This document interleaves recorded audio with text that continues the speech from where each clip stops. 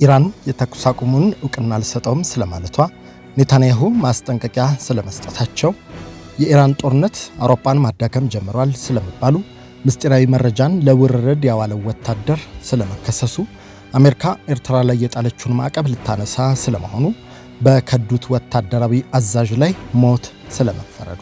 ሰላም ጤና ይስጥልን። ከብርሃን ቲቪ የሰዓቱን ዜናዎች አሁን እንነግራችኋለን። ልንነግራችሁ ያሰናዳናቸው ዜናዎች በተጨማሪ የየዕለት ዝግጅቶቻችንን በፍጥነት እንዲደርሷችሁ ገጻችንን ሰብስክራይብ፣ ላይክ፣ ሼር፣ ኮሜንት እንድታደርጉ እንዲሁም የማንቂያ ደወሉን እንድታበሩ በአክብሮት እንጋብዛለን። ኢራን ለተኩስ አቁም ስምምነቱ እውቅና አልሰጥም ብላለች። በመካከለኛው ምስራቅ የነበረው ደካማ ሰላም አደጋ ላይ ወድቋል። በቴህራን ወታደራዊ እርምጃ ሊወሰድ እንደሚችልም ዝግጅት እየተጠናቀቀ እንደሆነም ተነግሯል። የኢራን መንግስታዊ መገናኛ ብዙሃን ባስተላለፉት አስቸኳይ መረጃ አገሪቱ በቅርቡ የተደረሰውንና የተራዘመውን የተኩስ አቁም ስምምነት እንደማታውቀው በይፋ ገልጻለች። የቴህራን ባለስልጣናት እንደተናገሩት ከሆነ ኢራን በማንኛውም ስምምነት የምትገዛው የራሷን ብሔራዊ ጥቅም ብቻ መሰረት በማድረግ ሲሆን ይህንን ጥቅሟን ለማስከበር ስትልም አስፈላጊውን ወታደራዊ እርምጃ ለመውሰድ ወደ ኋላ እንደማትል ተነግሯል። ይህ ያልተጠበቀ አቋም ቀጠናውን ወደ ከፍተኛ ውጥረትና አለመረጋጋት ይከተዋል ተብሎ የተሰጋ ሲሆን በዓለም አቀፉ ማህበረሰብ ዘንድም ትልቅ ተስፋ ተጥሎበት የነበረው የተኩስ አቁም ስምምነት አሁን የመፍረስ አደጋ እንደተጋረጠበት ተነግሯል። የኢራን ባለስልጣናት በሰጡት ማብራሪያ አገራቸው ለማንኛውም አይነት የኃይል እርምጃ ዝግጁ መሆኗን በማሳሰብ ቀጣይ ውሳኔዎቻቸው በወቅታዊ የጸጥታ ሁኔታና በብሔራዊ ደህንነት ላይ ብቻ የተመሰረተ እንደሚሆን አስታውቀዋል። ከዚሁ ጉዳይ ሳንወጣ ኔታንያሁ ማስጠንቀቂያ ሰጥተዋል። የኢራን አመራሮች በዓለም ላይ ከፍተኛ የታሪክ ጠባሳ ሊጥል የሚችል አደገኛ ስጋት መሆናቸውን ያሳሰቡት የእስራኤሉ ጠቅላይ ሚኒስትር ቤንያሚን ኔታንያሁ በሰጡት መግለጫ አስፈሪ የተባለውን ጥብቅ ማስጠንቀቂያ ማስተላለፋቸው ተሰምቷል። ጠቅላይ ሚኒስትሩ ኢራን የኒውክሌር ጦር መሳሪያ ባለቤት ለመሆን የምታደርገው ጥረት ለእስራኤል ሕልውና ቀጥተኛ ስጋት መሆኑን ገልጸው ይህ እንዳይሆን እስራኤል ማንኛውንም እርምጃ ለመውሰድ ወደ ኋላ እንደማትል አመልክተዋል። ኔታንያሁ በተደጋጋሚ እንደሚሉት የቴህራን የኒውክሌር ፕሮግራም ካልተገታ መላው የቀጠናው ደህንነት አደጋ ላይ ይወድቃል። ይሁን እንጂ የኔታንያሁ ተቺዎች ይህ አይነቱ ጠንካራና ተከታታይ የቃላት ጦርነት ቀድሞውንም የሻከረውን የቀጠናውን ውጥረት ይበልጥ ሊያባብሰውና ወደማይፈለግ ግጭት ሊያመራው ይችላል በሚል ስጋታቸውን እየገለጹ ይገኛሉ። እስራኤል በበኩሏ የኢራንን የኒውክሌር ዝግጅት ለማደናቀፍ በዲፕሎማሲም ሆነ በሌሎች አማራጮች እንደምትገፋበት በጽኑ እያሳሰበች ነው። በሌላ መረጃ የአሜሪካው ፕሬዝዳንት ዶናልድ ትራምፕ ከኢራን ጋር የሚደረገውን ጦርነት ለመቋጨት እየተጣደፉ እንዳልሆነ ተናግረዋል። ከፎክስ ኒውስ ጋር ባደረጉት ቆይታ ፕሬዝዳንት ዶናልድ ትራምፕ በስልክ ባደረጉት ቆይታ ከኢራን ጋር የተደረሰውና ረቡዕ ዕለት የተጠናቀቀውን የተኩስ አቁም ያራዘሙት የጊዜ ጫና ኖሮባቸው እንዳልሆነ ገልጸዋል። ጥሩ ስምምነት ላይ እንዲደረስ እንደሚፈልጉ የተናገሩት ፕሬዝዳንት ትራምፕ ጦርነቱን ለመቋጨት እንደማይጣደፉ ነው ያስረዱት። የዋይት ሃውስ ፕሬስ ሴክሬታሪ ካሮሊን ሌቪት ከኢራን ጋር የሚደረገው ድርድር መቀጠሉንና ፕሬዝዳንቱ ቀይ መስመሮቻቸውን በእጅጉ በግልጽ መናገራቸውን ገልጸው ነበር። ከፕሬዝዳንት ትራምፕ ፍላጎቶች አንዱ ደግሞ ኢራን ያበለጸገችውን የዩራኒየም ክምችት ለአሜሪካ አሳልፋ መስጠት አለባት የሚል እንደሚገኝበት ዶይቼ ቬለ አስነብበዋል። የኢራን ጦርነት አውሮፓን ማዳከም መጀመሩ ተነግሯል። ከጀርመኑ ፕሬዝዳንት ፍራንክ ዋልተር ሽታይንማየር ጋር ባደረጉት ውይይት የኢራን ጦርነት አውሮፓን ማዳከም መጀመሩን የተናገሩት የቱርኩ ፕሬዝዳንት ረሲፕ ታይብ ኤርዶሃን ናቸው። በጽህፈት ቤታቸው በኩል በማህበራዊ ሚዲያ በተለቀቀው መልእክት ሁለቱ መሪዎች ረቡዕ ዕለት በስልክ ባደረጉት ቆይታ በሁለቱ ሀገራት ግንኙነት በኢራንና በዩክሬን ስላሉ ጦርነቶች መምከራቸው ተሰምቷል። ፕሬዝዳንት ኤርዶሃን በክልላችን ያለው ጦርነት አውሮፓን ማዳከም መጀመሩን ተመልክቻለሁ ብለዋል። ይህ አካሄድ ሰላምን መሰረት ባደረገ መልኩ ካልተቀረፈ በግጭቱ ወቅት የሚደርሰው ጥፋት እጅግ የላቀ ነው ማለታቸውንም የፕሬዝዳንት ረሲፕ ታይብ ኤርዶሃን ጽህፈት ቤት መግለጫ አመልክቷል። ምስጢራዊ መረጃን ለውርርድ አውሏል የተባለው ወታደር መከሰሱ ተሰምቷል።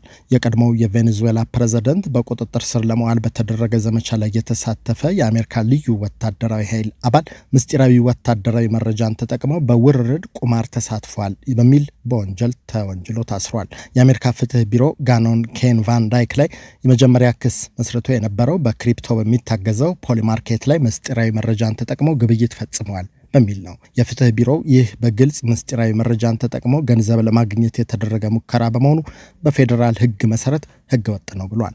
ቫንዳይክ በሰሜን ካሮላይና በሚገኘው ፎርት ብራግ ተመድበው የሚሰራ የአሜሪካ ጦር አባል ሲሆን በቁማርም $409,000 አሸንፏል። የአሜሪካ ጦር የቀድሞውን የቬኔዙዌላ ፕሬዝዳንት ኒኮላስ ማዱሮና ባለቤታቸውን ጥር 3 ቀን በሌሊት በፈጸመው ድንገተኛ ጥቃት ካራካስ ውስጥ ከሚገኝ መኖሪያ ቤታቸው በቁጥጥር ስር በመዋል ወደ ኒውዮርክ ወስዷቸዋል።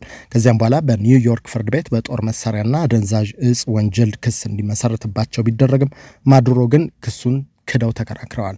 ቫንዳይክ ኦፕሬሽን አብሶሉት ሪቮልቭ በመባል የሚታወቀውን የዘመቻውን ጊዜና ውጤት በተመለከተ ውርርድ አድርጓል በሚል ነው የተጠረጠረው። ይህም ትርፍ ለማግኘት በሚል የተደረገ ነው ሲል የፍትህ ቢሮው ባወጣው መግለጫ አስታውቋል ሲል የዘገበው ቢቢሲ ነው። አሜሪካ በኤርትራ ላይ የጣለችውን ማዕቀብ ልታነሳ መሆኑ ተሰምቷል። የፕሬዝዳንት ዶናልድ ትራምፕ አስተዳደር አሜሪካ ከኤርትራ ጋር ያላትን ግንኙነት ለማሻሻል መንገዱን እየተመላከተ መሆኑ ተነግሯል። የፕሬዝዳንቱ አስተዳደር የአፍሪካ ጉዳዮች ከፍተኛ አማካሪ ማሱድ ቡሎስ የፕሬዝዳንት ትራምፕ አስተዳደር አሜሪካ በኤርትራ ላይ የጣለቻቸውን የተወሰኑ ማዕቀቦች የማንሳት ሂደት ለመጀመር ፍላጎት እንዳለው ለውጭ ዲፕሎማቶች እንደተናገረ በባለስልጣናት መሰማቱ ተዘግቧል። ሌሎች ባለስልጣናት በበኩላቸው አሜሪካ ከኤርትራ ጋር ግንኙነቷን ለማሻሻልና ማዕቀቦችን ለማንሳት የያዘችውን እቅድ በግምገማ ሂደት ላይ መሆኑን መናገራቸውን ዘገባው አመልክቷል። ፕሬዝዳንት ኢሳያስ አፈወርቂ ኤርትራ በፕሬዝዳንት ዶናልድ ትራምፕ አስተዳደር ስር ከአሜሪካ ጋር ግንኙነቷን ለማሻሻል ፍላጎት እንዳላት በተደጋጋሚ ሲናገሩ መቆየታቸው በዘገባዎች ለትውስታ ተጠቅሷል። በከዱት ወታደራዊ አዛዥ ላይ ሞት መፈረዱ ተሰምቷል። በሱዳን የእርስ በርስ ጦርነት በመሐመድ ሐምዳን ዳጋሎ ወይም ሄሜቲ የሚመራው የፈጥኖ ደራሽ ድጋፍ ሰጪ ኃይል ሰራዊትን የከዱት ከፍተኛ ወታደራዊ መኮንን ሜጀር ጀነራል አልኑር አህመድ አዳም ወይም ደግሞ አልቁባ ከጠላት ጋር በማበርና ሰራዊቱን ጥሎ በመኮብለል ወንጀል ተከሰው ወታደራዊ ማዕረጋቸው ተገፎ የሞት ፍርድ እንደተፈረደባቸው ሱዳን ትሪቢዩን ዘግቧል። ሜጀር ጀነራል አልኑር አህመድ አዳም ወይም አልቁባ በዚህ ወር መጀመሪያ ላይ በአርኤስኤፍ አመራሮች መካከል በተፈጠረ ውስጣዊ ያለመግባባት ምክንያት ከሰራዊቱ መክዳታቸውን ተከትሎ ከስራ መባረራቸውና ወታደራዊ ማዕረጋቸው እንዲገፈፍ መደረጉ ይታወሳል። ይህ ውሳኔ የተላለፈው አልቁባ ከሰሜን ዳርፉር በመኮብለል ሚያዝያ 11 ቀን 2018 በሱዳን ጦር በቁጥጥር ስር በምትገኘው ዶንጎላ ከተማ መግባታቸውን ተከትሎ ነው። መኮንኑ በቦታው የሱዳን ጦር አቀባበል የተደረገላቸው ሲሆን የሱዳን ሉዓላዊ ምክር ቤት ኃላፊና የጦር ኃይሎች ጠቅላይ አዛዥ የሆኑት ጀነራል አብደልፈታህ አልቡርሃን ጋርም ተገናኝተው ተወያይተዋል። ሱዳን ትሪቢዩን የድርጅቱን የውስጥ ምንጮች ጠቅሶ እንደዘገበው ለመኮንኑ ከሰራዊት መክዳት ምክንያት የሆነው በሰሜን ዳርፉር የአመራር ሹመት ላይ የተፈጠረ ውጥረት ነው። በተለይም አርኤስኤፍ በጥቅምት ወር 2018 አልፋሽርን ሲቆጣጠር አልቁባ ከአዛዥነት ቦታ መገለላቸውና ቦታው ለጌዶ ኢብንሹክ መሰጠቱ ቅሬታን ፈጥሮ እንደነበር በዜናው ላይ ለትውስታ ተጠቅሷል። እነኚህን ዜናዎች ስንነግራችሁ ቆይተናል። ሌሎች ዜናና የዕለት ዝግጅቶቻችን በፍጥነት እንዲደርሷችሁ ገጻችንን ሰብስክራይብ፣ ላይክ፣ ሼር፣ ኮሜንት እንድታደርጉ እንዲሁም የማንቂያ ደወሉ እንድታበሩ በአክብሮት እንጋብዛለን። ጤና ይስጥልን።